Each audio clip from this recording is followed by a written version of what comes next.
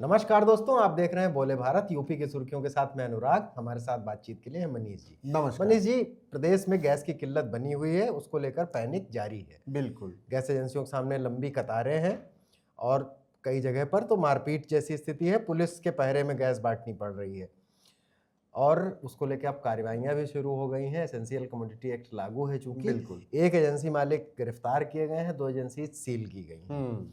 तो चूंकि बजट सत्र का सदन भी चल रहा है, तो विपक्ष ने भी आज वहां नारेबाजी की है बिल्कुल। और वहां नारे लगे हैं कि नरेंद्र भी गायब, सिलेंडर भी गायब। हाँ। और गैस का मतलब किल्लत इस कदर है कि अयोध्या में जो राम रसोई चलती थी, बहुत तरह के बिल्कुल। वहाँ भंडारे चलते हैं, हाँ। उनमें राम रसोई पर भी फर्क पड़ा है और उसे कुछ देर के लिए बंद करना पड़ा। बिल्कुल। इसको लेकर समाजवादी पार्टी के मुखिया अखिलेश यादव ने ट्वीट भी किया है हाँ, बिल्कुल। कि ये सनातन की रक्षा करने वालों ने क्या कर दिया। आज हमारे इतने वर्षों की परंपरा प्रसादी की जो थी, उस पर भी फर्क पड़ गया है। कुल मिला के गैस को लेके ही विपक्ष। देखिए, मोदी सरकार की रिजीम में ये दूसरा ऐसा मौका आया है जब पब्लिक के बीच इतना पैनिक है। ये पैनिक आपको याद होगा जब नोटबंदी हुई थी, उस समय भी हमें सड़कों पे और सब जगहों पर एक लंबी कतारें दिखती थी और लोगों की स्थिति बहुत खराब दिखती थी, और वैसे ही हालात इस समय भी दिखाई दे रहे हैं।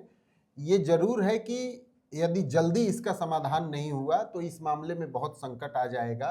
देखिए, घरों में तो जो दिक्कत है वो तो समस्या अभी उतनी विकराल नहीं हुई है, लेकिन सार्वजनिक जगहों पे जहाँ एक कम्युनिटी किचन चलता है, जैसे किसी मेस में, किसी हॉस्पिटल में या कमर्शियल होटल रेस्टोरेंट, इन सब पे असर चौतरफा अब दिखने लगा है। किंग जॉर्ज मेडिकल कॉलेज में जो तीमारदार मरीजों हाँ। और तीमारदार को खाना दिया जाता है, उस पर भी बता रहे हैं कि अब हाँ, उसमें लिमिट कर दी गई है कि आप इतनी ही लिमिट रोटी कर खा दी गई सकते है हैं। और हॉस्टल्स के तो मेस बंद हो गए हैं। बिल्कुल। लेकिन इसमें एक बड़ी खबर आ रही है जो कि गुरुवार की सुबह इस पे चर्चा हुई पौ फटने के बाद ही, कि शायद ईरान ने होर्मुज स्ट्रेट को भारत के लिए खोल दिया है। हाँ। ये बहुत राहत की बात है, और 2 शिप जिसमें तेल भरा हुआ है वो भारत की ओर निकल पड़े हैं और वो कभी भी पहुंच सकते हैं। लेकिन कच्चा तेल आ रहा है, रिफाइनरी में पहुंचेगा, प्रोसेस होगा, उसके बाद तेल मिलेगा, और गैस के बारे में भी ऐसी ही व्यवस्था होगी। तो इसमें अभी कई दिन का समय लग जाएगा जब वो रिफाइनरियों से हमारे घरों तक पहुंचेगा। इस प्रोसेसिंग में बहुत टाइम लग जाएगा, और 2 का आना ऊंट के मुंह में जीरे के समान है। जीरे के समान है, वो तो लगातार एक सप्लाई चेन है। बिल्कुल। रोज ही लेकिन अच्छी बात यह है कि जलडमरू मध्य, जिसको ईरान ने बंद कर रखा है और वहां जहाजों के गुजरने पे हमले भी हुए हैं, ऐसी भी खबरें आई हैं, उसको ईरान ने अब भारत के लिए खोल दिया है। तो जो मुसीबत, अभी हमारे पास स्टॉक भी है, ऐसा नहीं है कि हम बिल्कुल कंगाल हो गए हैं, हमारे पास स्टॉक भी है। लेकिन इन छोटी समस्याओं के साथ साथ ये उम्मीद की जा सकती है कि आने वाली बहुत बड़ी समस्या जो है उसको टाला जा सकता है, पैनिक को कम किया जाए। हाँ। कुल मिला के पूरी दुनिया की ही नजर हॉर्मुज स्ट्रेट पे है इस समय, बिल्कुल, कि वहां से निकले। बस एक समस्या मनीष अभी ये है कि चूंकि लगातार वहां तेल संयंत्रों पर कभी मिसाइल गिर रही है, ड्रोन गिर रहे हैं, तो थोड़ा सा प्रोडक्शन में भी फर्क आया है। लेकिन फिर भी पैनिक की बात नहीं है, क्योंकि स्टॉक है और स्टॉक को थोड़ा रेगुलेट भी किया जाएगा, तो कम से कम आम आदमी स्थिति, रसोई पर बहुत फर्क नहीं पड़ेगा। तो उतनी विकट स्थिति होने से शायद उससे पहले हम डील कर लें। लेकिन समस्या गंभीर है, इसमें कोई दो राय नहीं है। लेकिन आपके पैनिक होने से समस्या और बढ़ेगी ही, सुलझेगी नहीं। अगली खबर पर आते हैं मनीष। बरेली में कुछ दिनों पहले कुछ लोगों घर में नमाज पढ़ रहे थे, बिल्कुल, और वहां पुलिस पहुंची थी और उनको रोका था, और उसमें कुछ लोगों की गिरफ्तारी भी हुई। बिल्कुल। उस मामले में इलाहाबाद हाईकोर्ट ने बड़ा सख्त रुख अपनाया है। उन्होंने कहा है कि बरेली के डीएम और एसएसपी व्यक्तिगत रूप से हाजिर हों, और अगर नहीं हाजिर होंगे तो उनके खिलाफ गैर जमानती वारंट जारी किया जाए। ये अनुराग 16 जनवरी की घटना है। बरेली के मोहम्मदगंज इलाके में एक रेशमा खान का बंद पड़ा मकान था, लेकिन उसका कस्टोडियन एक अन्य व्यक्ति थे जिनके पास चाबी थी उसकी। तो वो और उनके तमाम साथी कुछ मकान के अंदर नमाज पढ़ रहे थे। इस बात को लेकर कुछ हिंदुवादी संगठनों ने वहां पहुंचकर उसे रोकने की कोशिश की और पुलिस से शिकायत की। पुलिस जब वहां पहुंची तो उसने भी नमाज को रोक दिया। इस बात को लेकर पीड़ित पक्ष कोर्ट गया, और उसके बाद कोर्ट ने इस पर सुनवाई करते हुए डीएम एसएसपी से जवाब तलब किया था कि आपने ऐसा क्यों किया, पुलिस ने ऐसा क्यों किया। क्योंकि किसी निजी कैंपस में कोई भी धार्मिक अनुष्ठान करने के लिए किसी भी सरकारी परमिशन की जरूरत नहीं है, कोई जरूरत जरूरत नहीं है। कोर्ट ने कहा कि यदि सार्वजनिक स्थल पे आपको करना है तब आपको परमिशन की जरूरत है। इस मामले में जवाब तलब किया था हाई कोर्ट ने। अब जो प्रशासन की तरफ से जवाब गया होगा उससे कोर्ट संतुष्ट नहीं हुई होगी और इसीलिए अब 23 मार्च को बरेली के डीएम और एसएसपी को personal physical appearance high court ने लगाया है। अपना प्रतिनिधि भी नहीं भेज सकते, फिजिकल अपीयरेंस लगाया है और कहा है कि यदि दोनों लोग नहीं आए, दोनों लोग जाके कटघरे में खड़े हों, हाँ, यदि दोनों लोग नहीं आए तो उनके खिलाफ एनबीडब्ल्यू कोर्ट जारी करेगी। ये ऐसी है। और ये जो नमाज और हनुमान चालीसे वाली राजनीति है और जिसमें जो बहुत सारे स्थानीय संगठन कूद जाते हैं, ये कम हो तो अच्छा है, क्योंकि ये बिला वजह का विवाद पैदा करता है। और देखिए अनुराग, इसमें एक और कोर्ट ने बड़ी बात कही है। कोर्ट ने ये भी कहा है कि जो वादी आए हैं कोर्ट, उनको 2 सशस्त्र सुरक्षा गार्ड मुहैया कराया जाए और 23 मार्च तक, जब तक इनकी पेशी नहीं हो जाती है, यदि उसके जान माल को कोई भी खतरा हुआ तो उसे माना जाएगा कि ये स्टेट के शाह पे हुआ। ये बहुत बड़ी बात है। बड़ी बात है, ये तो स्टेट पे संशय वाली बात है और ये इसको रोके अगर शासन प्रशासन तो अच्छी ही बात है। इस तरह के विवादों में उसे नहीं फंसना चाहिए।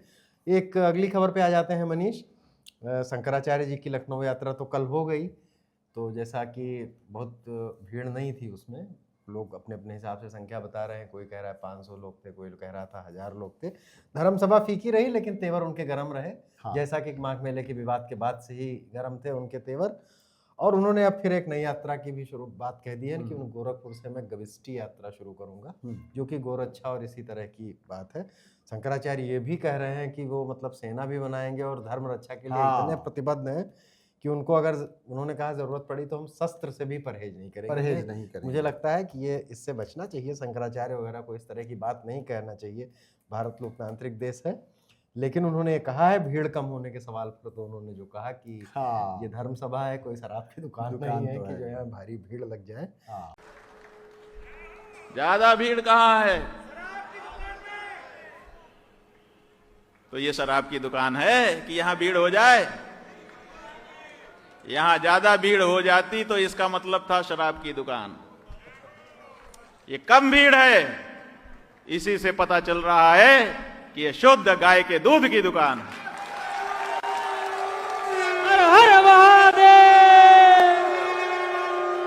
लेकिन उनकी जो धर्म को लेकर चिंता है वो बहुत सारी राजनीति की तरफ मुड़ रही है मनीष। मतलब अब धीरे धीरे उनके जो वक्तव्य है, देखिए ये तो 19 जनवरी को जब वो पहली बार प्रयागराज माघ मेले में प्रोटेस्ट पे बैठे थे विरोध में कि उन्हें क्यों रोक दिया गया, मैं उसी दिन से मुझे ये लग रहा था कि ये पूरी तरीके से राजनीति से प्रेरित सारा कुछ हो रहा है।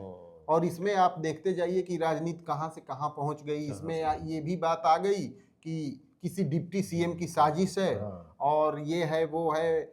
इसमें मोहन भागवत का भी नाम आ गया कि उन्होंने मुख्यमंत्री योगी आदित्यनाथ और दोनों डिप्टी सीएम को बुलाकर इस मामले पर मीटिंग की लखनऊ में, बटुक पूजा भी हो गई और बहुत कुछ हुआ। लेकिन अभी इस मामले में अब लग रहा है कि अब बहुत कुछ अब इतना नहीं हो रहा होगा, क्योंकि अभी मुक्तेश्वरानंद बोल रहे हैं लेकिन गवर्नमेंट साइड से अब कोई भी बयान नहीं आ रहा है। ये सोचने वाली ये महत्वपूर्ण बात है कि सरकार ने प्रतिक्रिया करना बंद कर दिया है, जो कि अगर शायद वो पहले ही ना करती तो ये सब इतना मामला अभी मुक्तेश्वरानंद की यात्रा को लेकर उनके समर्थन में जो केशव प्रसाद मौर्य उनको भगवान बता चुके हैं, डिप्टी सीएम ब्रजेश पाठक बटुकों की पिटाई के विरोध में एक तरीके से बटुक पूजा कर चुके हैं। अब कोई इस मामले पर फिलहाल प्रतिक्रिया नहीं दे रहा है। ये जरूर है कि अभी मुक्तेश्वरानंद जितना बता रहे हैं, कल की भीड़ के बाद उनके हौसले उतने तो बुलंद नहीं होंगे। भले वो उसे तर्क से काटने की कोशिश करें कि ये शराब की दुकान नहीं है और गाय की दूध। भाई देखिए शंकराचार्य है तो तर्कशास्त्री तो होंगे ही। हाँ बिल्कुल। लेकिन तर्कशास्त्र से लेकिन अब ऐसा लग रहा है कि ये बहुत लंबी दूरी तक अब उनकी जो ये यात्रा है उसमें राजनीति अब ये इसका सामान्यकरण हो गया है धीरे धीरे। ये ऐसा है। लेकिन गोरखपुर में क्या करते हैं भी देखने वाली बात होगी। मोनालिसा वो लियोनार्डो दी विंची वाली नहीं, अपनी माघ मेले वाली। बिल्कुल स्टार माघ मेले वाली मोनालिसा नहीं माघ मेले नहीं, महाकुंभ वाली मोनालिसा जो है फिल्मों में आई थी, आप जानते हैं। अब उन्होंने शादी कर ली है उनके कोई एक बॉयफ्रेंड से और वो मुसलमान है, केरल के एक मंदिर में शादी की है और फिर वही लव जिहाद और ये सब जैसी बातें शुरू हो गई हैं। हाँ, इसमें काफी गर्मा गर्मी उनके परिवार में भी हुई है। क्योंकि मोनालिसा उन्होंने जो कि अपनी पिता से जान का खतरा भी जताया।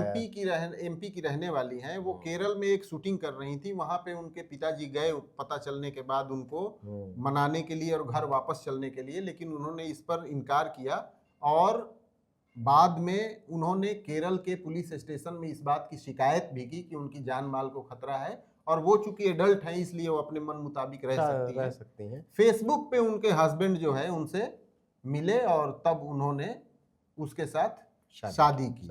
और बड़ी अच्छी बात या एक अजीब बात भी है कि मोनालिसा चूंकि हिंदू हैं और उनके हस्बैंड जो कि बॉयफ्रेंड थे वो मुसलमान हैं, लेकिन उन्होंने मंदिर में एक शादी की और पूरे हिंदू रीति रिवाज से मोनालिसा के माथे पे गहरा सिंदूर भी दिख रहा है। अब इसमें एक बात और ऐड कर देता हूं मैं मनीष, कि जो मोनालिसा पे पहली पिक्चर जो मोनालिसा को ले गए थे सनोज मिश्रा, उन्होंने फिल्म बनाई थी और बड़ा उस समय विवाद भी हुआ था कि वैसे फिल्म शुरू करते हैं और बंद कर देते हैं। हाँ।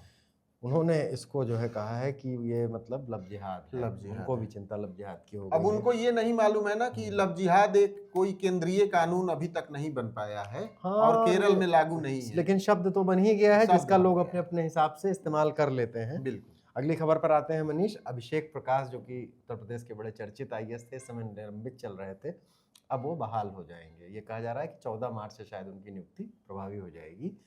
एक मसला था जिसमें उनके एक सहयोगी कह लीजिए या एक कारोबारी ने आरोप लगाया था कि किसी एक शख्स ने उसे 1 करोड़ रुपए मांगे और कहा कि वही फाइल पास कराएंगे। उसमें एक सीनियर अफसर का भी नाम लिया गया, सीनियर आईएएस अफसर का, और उसमें उसी की जांच में निलंबित हुए थे। लेकिन उसके ये मामला तभी हो गया था जब कारोबारी ने कोर्ट में अपना बयान पलट किया था, हॉस्टाइल हो गए थे। उन्होंने कहा था कि ये कुछ गलतफहमी की वजह से ऐसा हो गया, तभी लग रहा था कि ये हो जाएगा, लेकिन अब ये हो गया है। 14 मार्च से उनकी बहाली की उम्मीद है और ये रिकॉर्ड में आ जाएगा कि 14 मार्च 2026 से अभिषेक प्रकाश की बहाली हो गई। देखिए, शुरुआती दिनों से अभिषेक प्रकाश फेमस रहे हैं। 2006 बैच के आईएएस हैं और अपने बैच में 8वीं पोजीशन हासिल की थी। बिहार के रहने वाले अभिषेक प्रकाश और कई जिलों में यूपी के डीएम रहे, लखनऊ के भी डीएम रहे। एक सोलर कंपनी लगाई जानी थी और इन्वेस्ट यूपी के ये सीईओ थे। उसमें पूरी कॉस्ट जितनी है उसका 5% रिश्वत के रूप में अभिषेक प्रकाश ने मांगा, ये आरोप था। और उसकी जांच पड़ताल हुई, उसके बाद इन्हें निलंबित किया गया। बीच में तो ऐसी अटकलें भी थी कि गिरफ्तारी भी हो सकती है। गिरफ्तारी हो सकती है। हाँ, जैन साहब की गिरफ्तारी हुई ही थी। बिल्कुल। लेकिन अब इस मामले का पूरी तरीके से पटाक्षेप हो गया, क्योंकि जो चार्जशीट दाखिल की गई थी कोर्ट में, उसे पूरी तरीके से कोर्ट ने साक्ष्यों के, तथ्यों के आधार पर रद्द कर दिया था। तो अब अभिषेक प्रकाश उबर जाएंगे, लेकिन उनके दामन पे जो दाग लगा है उससे वो कभी नहीं उबर पाएंगे। बहुत सारी चीजें तो चर्चा में भी रहती ही हैं, लेकिन खैर वो बहाल हो रहे हैं। तो यूपी की सुर्खियां आज यहीं तक। कल फिर हम मिलेंगे यूपी की बड़ी खबरों के साथ। तब तक के लिए धन्यवाद, नमस्कार। देखते रहिए बोले भारत। नमस्कार।